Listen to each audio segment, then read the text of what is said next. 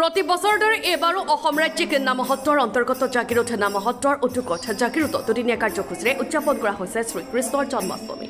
সেই উপলক্ষে প্ৰথম দিনা বৈদিক পৰম্পৰাৰে ভগৱান শ্ৰীকৃষ্ণৰ জন্মোৎসৱ পালন কৰাৰ লগতে ভজন কীৰ্তন আৰতি আৰু কণ কণ শিশুসকলৰ মাজত অনুষ্ঠিত হয় বৈদিক সাজপাৰ প্ৰতিযোগিতা।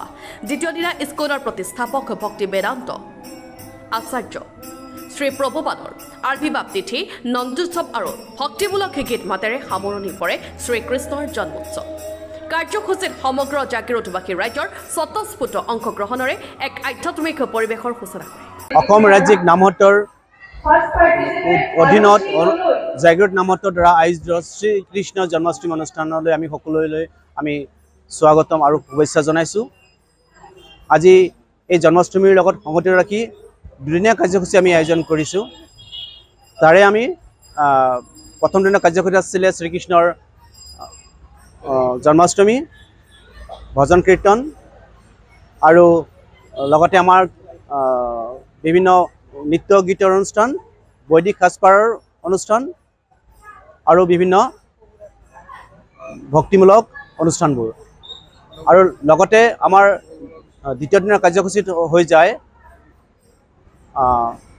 যি ইস্কন প্ৰতিষ্ঠাপক আচাৰ্য ভক্তি বেদান্ত শ্ৰী প্ৰভুপাদৰ আবিৰ্ভাৱ তিথি পালন কৰা হয়।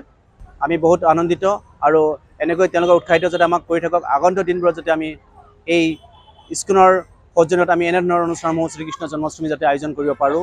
আমি জানো আজি ইস্কন বুলি ক'লে আমি এক সমগ্ৰ বিশ্বতে এক শ্ৰীকৃষ্ণৰ যি হৰিনাম প্ৰচাৰ এক আন্দোলন সৃষ্টি হৈছে।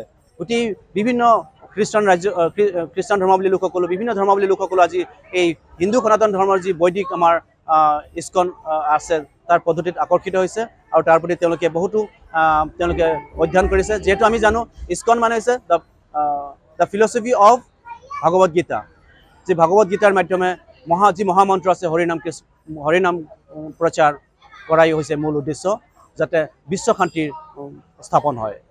Hare Krishna Hare Krishna. Bureau Report and 24 Assam.